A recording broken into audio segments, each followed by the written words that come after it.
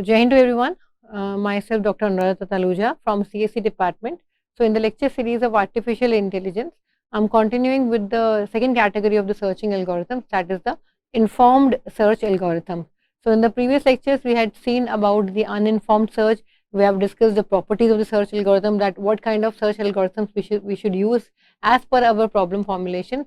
And definitely on the behalf of those categories, we have discussed the uninformed search, and in uninformed search we have discussed about the breadth first search, we have discussed about the depth first search, we have discussed the iterative deepening search, we have discussed the bidirectional search, we have discussed the uniform cross search. That was all the categories of the uninformed search. Now coming on to the informed search algorithm. As the name declares, informed search algorithms, the informed search algorithms is basically categorized into two categories, that is your A star algorithm as well as your best first search algorithm.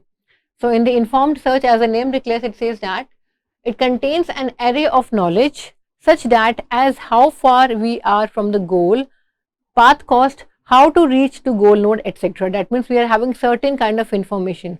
हमारे पास informed search, जैसे कि नाम बता रहा है कि मेरे पास कुछ सर्टेन इन्फॉर्मेशन है, उस इन्फॉर्मेशन के बिहाफ पर मैं ये आइडेंटिफाई कर सकती हूँ कि मेरी गोल नोड मुझसे कितनी दूर है, कितना मुझे कॉस्ट लगेगा उस गोल नोड तक पहुंचने का, कितना मुझे टाइम लगेगा उस गोल नोड तक पहुंचने का। एक टेंटेटिव एस्टिमेट, एक गेस वर्क है मेरे पास कि हाँ मैं वहां तक मैं कैसे पहुंच सकती हूँ। Fine. Second point says that the knowledge help agents to explore less to search space and find more efficiently the goal node. Definitely जब आपके agents present हैं, आपके जो AI agents present हैं, वो कोशिश ये करते हैं कि आपके सर्च स्पेस को कम से कम उनको एक्सप्लोर करना पड़े और एक्सप्लोर कम से कम करके और वो गोल नोड तक पहुंच सके, जिससे आपका टाइम भी कम लगेगा एंड डेफिनेटली आपकी कॉस्ट भी आपकी कम लगेगी। The informed search algorithm is more useful for large search spaces. The informed search space uses the idea of heuristic, so that is why it is called your heuristic search. जो मैंने आपको बताया कि आपका जहाँ पर आपका large search space है, जो मैं definitely अगर आप traveling salesman problem को देखें, the TSP problem, that is also a huge problem. It is an exponential problem. It is an NP hard problem. It is an NP problem of course. तो definitely हम अगर बात करते हैं traveling salesman problem की, we have to deal with the long number of state, we have to deal with the number of states to reach, कि मुझे हर एक स्टेट को मुझे रीच करना, हर एक मुझे पॉइंट को रीच करते हुए, मीट करते हुए मुझे वापस अपने डेस्टिनेशन पर आना ही आना है। तो ऐसे जो इश्यूज होते हैं या जब ऐसे हमारे पास प्रॉब्लम क्रिएट होती हैं, उन प्रॉब्लम्स को रिजॉल्व करने के लिए we are simply using the informed search. तो जब भी आपसे कभी कोई पूछे कि आप हेरिस्टिक सर्च कहाँ यूज करते हैं या हेरिस्टिक फंक्शन आप कहाँ यूज कर सकते हैं, द हेरिस्टिक फंक्शन और heuristic search can only be used most probably where we are dealing with the exponential size of problem. जब मैं exponentially हमारे पास डीलिंग चल रही है, तब उस टाइम हम informed search पे हम काम कर सकते हैं। ठीक है बेटा। So heuristic function क्या होता है? Heuristic is a function which is used in informed search and it finds the most promising path. आपका एक ये फंक्शन है जो informed search के पास होता है, जो आपको ये बताता है कि आप अपने पाथ तक इतने टाइम तक पहुंच सकते हैं। जैसे मैंने आपको प्रीवियस एग्जांपल दिया, अगर मुझे गाजियाबाद से दिल्ली पहुंचना है, मुझे जनकपुरी पहुंचना है, तो tentatively I am having an estimate that कि हाँ ठीक है, within 2 hours I can reach Janakpuri, isn't it? Definitely. So that is my heuristic value. Okay. So the heuristic function, however, might not always give the best solution, but it guarantees to find a good solution in a reasonable time. हो सकता है कि वो मुझे best solution ना दे, लेकिन definitely वो मुझे गुड सॉल्यूशन जरूर देगा, एक रीजनेबल टाइम में मुझे वो सॉल्यूशन जरूर देगा। हो सकता है जो सॉल्यूशन मुझे उसने दिया, इसके अलावा कोई और भी सॉल्यूशन प्रेजेंट हो जो बेस्ट हो, लेकिन it will provide you a solution, it will provide you a good solution definitely. Okay. So the heuristic function estimates how close a state is to the goal, it is represented by HN। वो आपके गोल node से कितनी पास है वो ये check करता है, and it calculates the cost of optimal path between the pair of states. It definitely it calculated the optimal path, वो कॉस्ट को आइडेंटिफाई करता है, वो कॉस्ट की वैल्यू को, टेंटेटिव कॉस्ट जो आपकी गेस वर्क की कॉस्ट है वो आपकी कैलकुलेट करके आपको बताता है। The value of the heuristic function is always a positive. Remember that the heuristic function value cannot be a negative value definitely, because it's a cost value, it's a guesswork value, isn't it? So it is always a positive value. Admissibility of the heuristic function is given by, here HN is the heuristic cost and H*n is the estimate cost. ठीक है। Hence heuristic cost should be less than or equal to the estimated cost, यानी कि जो estimated cost है आपकी और आपकी जो हेरिस्टिक कॉस्ट है, it should be less than or equal to the estimated cost, ठीक है। What is pure heuristic search? It is a simple form of heuristic search algorithm. It expands node based on their heuristic value. जितनी मेरी heuristic value मुझे guesswork value पता है, उसके behalf पर मैं अपने nodes को expand करूंगी, अपने रास्ते को मैं choose करूंगी और उस तरफ मैं traverse करना शुरू करूंगी. It maintains the two lists. The two lists are the open list as well as your closed list. ठीक है. Now in the closed list, it places the nodes which have already expanded in the open list. Definitely जो आपके पास nodes present हैं आपकी close list में, वो धीरे धीरे वन बाय वन आपको ओपन लिस्ट में आप ट्राइवर्स करेंगे, आप पहुंचाएंगे और आगे आगे अपने ट्री को ट्राइवर्स करते चले जाएंगे. On each iteration each node and with the lowest heuristic value expanded and generate all its successor and N is placed to the closed list. जैसे मैंने आपको बताया, डेफिनेटली जो मेरी गेस वर्क वैल्यू, मेरी हेरिस्टिक वैल्यू है, जो सबसे कम होगी, मैं उस रास्ते को चुनूंगी, उस तरफ मैं ट्राइवर्स करना शुरू करूंगी. उसके बाद उसके नेक्स्ट सक्सेसर्स प्रेजेंट होंगे, उनको मैं आइडेंटिफाई करूंगी. फिर उसमें जो मेरी लेस हेरिस्टिक वैल्यू है मैं उसको लूंगी और उसके बिहाफ पर I will traverse all complete my graph. So the algorithm continues until a goal state is found. ठीक है बेटा. Now in the informed search we have to discuss the two main algorithms which is given by the best first search and your A star search algorithm.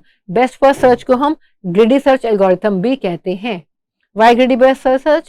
क्योंकि the greedy best first search algorithm always selects the path which appears best at the moment. It is having a greed. जो मुझे best देगा मैं तो वहीं जाऊंगी, जहां भी मुझे लगेगा कि मुझे वो best दे रहा है मैं तो उस तरफ चली जाऊंगी.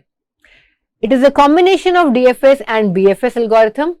It uses the heuristic function and search. Now the BFS allows us to take the advantages of both the algorithms, and with the help of BFS at each step we can choose the most promising node. Fine. So in the BFS algorithm we expand the node which is closest to the goal node and the closest node cost is estimated by the heuristic function. जो मुझे लगेगा मेरी गोल node के पास है और मैं check करूंगी जो मेरे इस गोल नोड के पास है उसकी एस्टिमेटेड हेरिस्टिक कॉस्ट कौन सी कितनी आ रही है, और जितने भी मेरे पास नोट निकलेंगे जो गोल नोड के पास होंगी उसमें से जो मिनिमम कॉस्ट हेरिस्टिक फंक्शन होगा उसको मैं फॉलो अप करूंगी. So the greedy best first algorithm is implemented by the priority queue. Why priority queue? क्योंकि वो डेफिनेटली प्रायोरिटी उसको मिलेगी जिसकी हेरिस्टिक वैल्यू कम होगी. So step 1 says that if I talk about the algorithm, place the starting node in the open list. If the open list is empty, stop and return to the failure. Now remove the node n from the open list which has the lowest value of hn and place it in the closed list. There are the simple steps for that. Fine. Now expand the node n and generate the successors of the node n. ठीक है. Now check each successor of the node n and find whether any node is a goal node or not. अब ये check करेंगे कि वो कोई गोल node है कि नहीं है. नहीं है तो फिर हम आगे मूव करेंगे. If any successor or node is a goal node, then return success and terminate the search. Else proceed to your step number 6. ठीक है. अगर गोल नोड नहीं है तो डेफिनेटली हम वापस हम आगे की तरफ प्रोसीड करेंगे, मूव करेंगे. गोल नोड है तो वही टर्मिनेट हो जाएंगे हम. For each successor node, algorithm checks for evaluation function and then checks if the node has been in either open or closed list. If the node has not been in the both list, then add it in the open list. ठीक है. अगर आपके उस node में आपके वो list में अगर आपके प्रेजेंट नहीं है तो डेफिनेटली हम उसको वन बाय वन ट्राइवर्स करते हुए हम ओपन लिस्ट में हम मूव करते रहेंगे.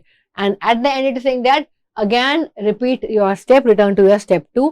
हम फिर से वो प्रोसेस स्टार्ट करेंगे और तब तक चलते रहेंगे जब तक हमारा गोल नोड नहीं पहुंच जाता. So that is a basic example for that. आपके पास एक सिंपल सा ग्राफ है. इस ग्राफ में आपके पास नोड्स दिए हुए हैं A, B, C, D, E, F, G, H. ठीक है. जो मेरा स्टार्टिंग नोड है वो है आपका A और जो मेरा गोल नोड है वो है आपका G. याद रखिए बेटा, हमेशा रिमेंबर दैट आपके पास ये जो पाथ की वैल्यूज गिवन है 11, 14, 7, 25, 18, 10, 15, 8, 9, 10, ये सारी वैल्यूज आपकी हेरिस्टिक वैल्यूज नहीं है. That is a cost value for that. जब हम बेस्ट फर्स्ट सर्च की बात करते हैं या मैं अगर बात करूं हम इन्फॉर्म्ड सर्च एल्गोरिथम की हम बात करते हैं, हम सिर्फ बात कर रहे हैं आपके हेरिस्टिक वैल्यू की. और हेरिस्टिक वैल्यू क्या है? आप जिस नोड पर हैं उस नोड से गोल नोड तक पहुंचने का कितना मुझे टाइम लग रहा है, कितना मुझे मेरा कॉस्ट लग रहा है. That is the heuristic value which is given at the side of this graph. These are the heuristic value. अगर मैं देखती हूँ बेटा A से G तक जाने के लिए, यानी कि A मेरी स्टार्टिंग नोड है, G मेरी एंड नोड है, अगर मुझे A से G तक जाना है तो मेरी एक टेंटेटिव वैल्यू, एक मेरी जो गेसवर्क वैल्यू है वो क्या है, वो that is your 40 which is given to you. मैं एक गेसवर्क लगा रही हूँ या एक गेसवर्क दिया गया है इस क्वेश्चन में कि A से G तक पहुंचने की मेरे पास जो वैल्यू है that is your 40. Fine. Similarly B से G, G is the goal node. B से अगर मैं B के थ्रू ट्राइवर्स करूंगी तो B से G तक मुझे कितना टाइम लगेगा? It is saying that it will take you the 32. The cost is 32 और the distance is 32. ठीक है बेटा. Similarly, अगर मैं C से G तक जाऊंगी, यानी अगर मैं C से G तक जाऊंगी, that is the value is your 25. Okay. Now similarly, अगर मुझे D से G तक जाना है, that value is your 35. अगर मुझे E से G तक जाना है, the value is 19. अगर मुझे F से G तक जाना है, the value is 17. अगर मुझे H से G तक जाना है, the value is 10. And definitely अगर मुझे G से G तक जाना है तो डेफिनेटली वो तो आपकी 0 ही रहेगी value. So while working on the informed search, remember that you have to only deal with these heuristic values. These are the heuristic values. Okay बेटा. Now coming on to back to the algorithm. मैंने आपसे कहा हम open से हम start करते हैं. मैंने फर्स्ट अपना जो एलिमेंट उठाया, अपना फर्स्ट वर्टेक्स मैंने उठाया और वो मैंने ओपन लिस्ट में पुट कर दिया, that is your A.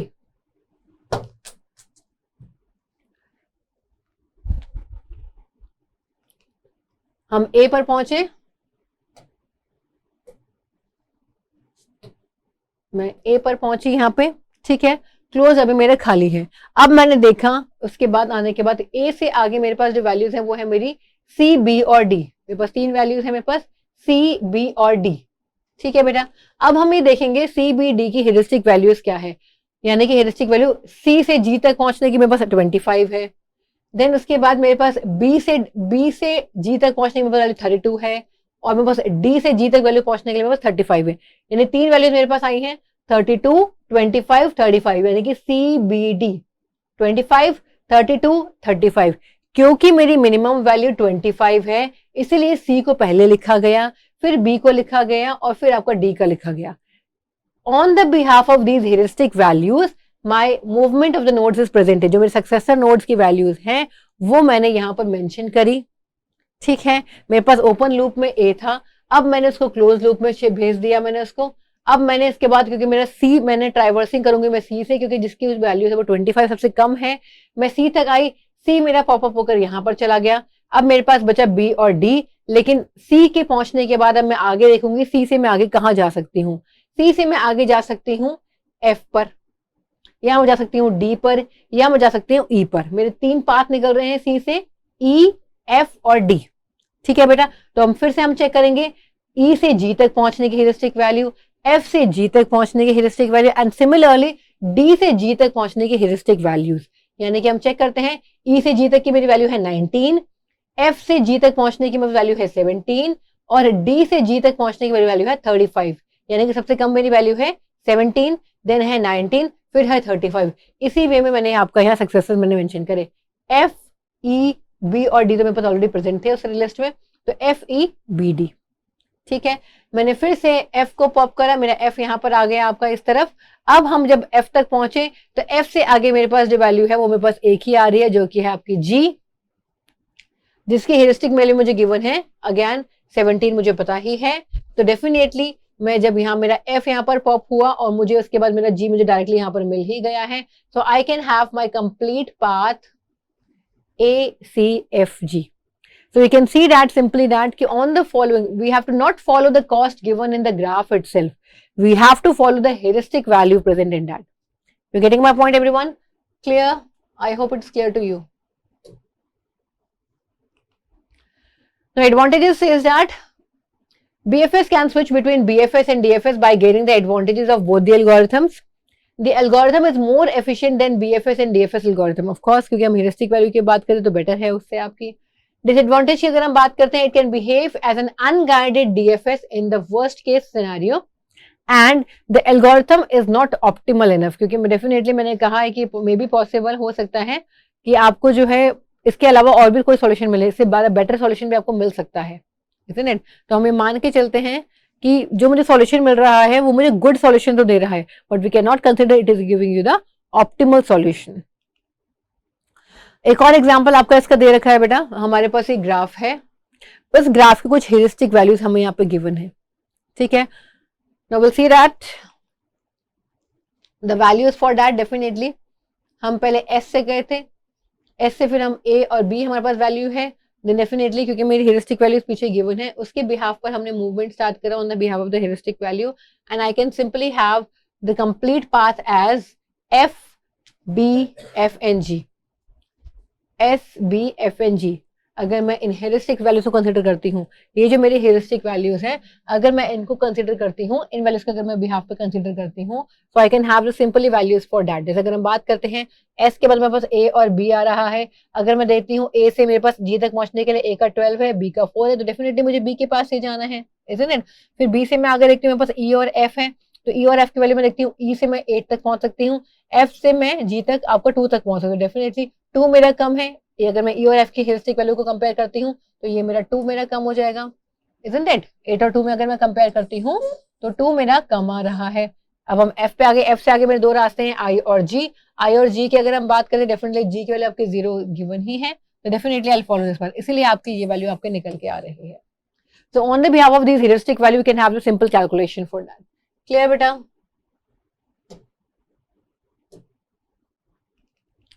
Time complexity, of course, the worst case time complexity of greedy best first search is OB to the power m, whereas the space complexity की अगर हम बात करते हैं, it is your OB to the power m। Definitely दोनों की हम बात कर रहे हैं, it is a greedy best first search algorithm, तो दोनों की है आपकी जो complexity है, it is coming to be the OB to the power m, where m क्या है, m is the maximum depth of the search space। Complete की हम बात करते हैं, it is also an incomplete even if the given state space is finite. कई बार क्या होता है, डेफिनेटली मुझे सॉल्यूशन नहीं मिलता, I am not able to identify the solution, इसलिए उसको हम कई बार हमारी वो जो है वो इनकम्प्लीट स्टेट में चली जाती है।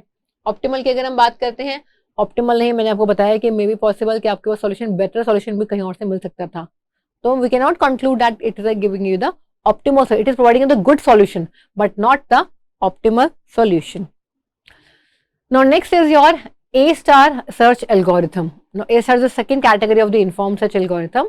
Now remember that in somewhere in interviews also or in your examination also it may be asked that what is this star is representing. ये star आपका क्या representing? आप A के ऊपर star क्यों लिख रहे हो?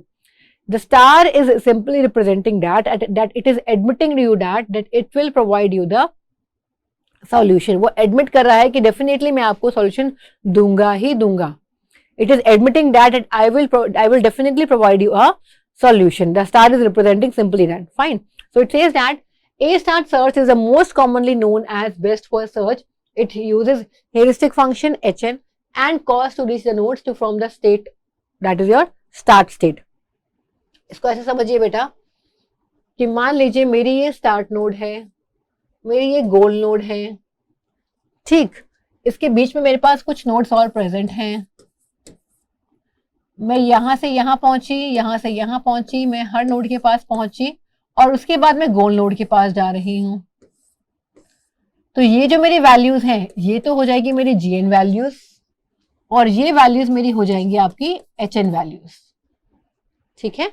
तो that is what's mentioned here that it uses heuristic function HN and cost to reach the node n from the state that is your start state, that is your gn, ठीक। it is a combination features of UCS and greedy based search, that is a uniform cost search का और greedy based first search का, by which it solves the problem efficiently. Now the A-star search algorithm finds the shortest path through the search space. It is using the heuristic function. The search algorithm expands less search tree and provides optimal result faster, ठीक है बेटा। Now A-star algorithm is similar to the UCS except that it uses the GN and HN instead of only GN. Uniform cost search में क्या था, कितना cost उसने लिया उसके बिहाफ पे वो मूवमेंट कर रहा था, बट यहाँ पर हम हेरिस्टिक वैल्यू को भी कंसिडर कर रहे हैं। Sorry. So further it is saying that in A-star search algorithm we use search heuristic as well as the cost to reach the node, hence we can combine both cost and following and the sum is called your fitness number, क्योंकि हम दोनों values को हम combine कर रहे हैं, जिसको हम फिटनेस नंबर की फॉर्म में हम रिप्रेजेंट कर सकते हैं. Now the formulation for that says that we are having the two values gn and hn. So it says that fn is equivalent to gn plus hn. fn क्या है? Estimated cost of the cheapest solution. क्या मेरा निकल के आ रहा है? gn क्या है? Cost to reach the node from start state, जो मैंने आपको बताया स्टार्ट से जो मेरे पास ये नोड्स हैं, यहां तक पहुंचने की जो मेरी वैल्यूज हैं, ये मेरी हो गई gn. Cost to reach from node n to the goal node, ये जो मेरी n नोड है, यहां से मुझे गोल नोड तक पहुंचना है. This is my gn value. ठीक है बेटा, remember that. Place the starting node of in the open list. हम स्टार्ट करेंगे, हम सबसे पहले ओपन लिस्ट पुट करेंगे. Same like the BFS. Check if the open list is empty or not. If the list is empty then return failure and stop. Now select the node from the open list which has a small value of the evaluation function g plus h. If node n is a goal node, then return success and stop. Otherwise, expand the node n and generate all the successors and put it into the closed list. Okay. Now for each successor n, check n is already in the open or closed list. If not, compute evaluation function for n and place it in the open list. Same process, आपको successors को check करना है. You have to check the heuristic value as well as the gn value plus hn value, दोनों का combination हम check कर रहे हैं. अगर हमें feasible लग रहा है तो हम मूव ऑन करेंगे, नहीं तो हम मूव ऑन हम नहीं करेंगे. Step 5, else if node n is already in open and closed, then it should be attached to the back pointer which reflects the lowest gn value and return to the step 2. You have the more clarity by seeing an example of that part. Okay, so we're starting with the graph given to you. This is a graph given to you. In that we have to apply the A star algorithm and we have to move from A to J. A is my starting node and J is my goal node. ठीक है बेटा. तो जो आपके node के ऊपर जो values given है, that is your HN values, और जो आपके जो एजेस पर ये वैल्यूज गिवन है, ये जो वैल्यूज हैं, ये है मेरी GN वैल्यूज. ठीक है, ये मेरी है HN वैल्यू और ये है मेरी gn वैल्यू. ठीक है, ये आपकी hn है, ये भी आपकी hn है. ठीक है, तो बस याद रखिए hn और gn का जो कॉम्बिनेशन है वो मुझे लेके चलना है. ठीक है, so it says that we start with the node A. Now node B and node F can be reached from node A. मेरे पास ये दो नोड्स हैं जहां मैं पहुंच सकती हूँ. एक मेरे पास B नोड है, एक मेरे पास F नोड है. दोनों के पास मैं पहुंच सकती हूँ. अब मैं दोनों का कैलकुलेशन करूंगी.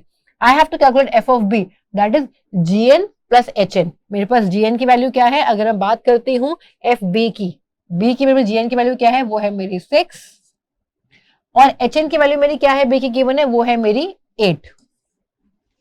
ठीक है बेटा, तो यानी कि 6 प्लस 8 इज योर 14. ये मेरी निकल गई f ऑफ b की वैल्यू. ठीक है बेटा, सिमिलरली अब मैं निकालूंगी f ऑफ f की वैल्यू. मुझे पता है मेरी gn की वैल्यू क्या है? वो है मेरी 6 और मेरी hn की वैल्यू, सॉरी, ये मेरी gn की वैल्यू है, दैट इज योर 3, और ये है मेरी hn की वैल्यू, दैट इज योर 6. ठीक है ना बेटा, तो similarly we can get the value 3 plus 6 is your 9.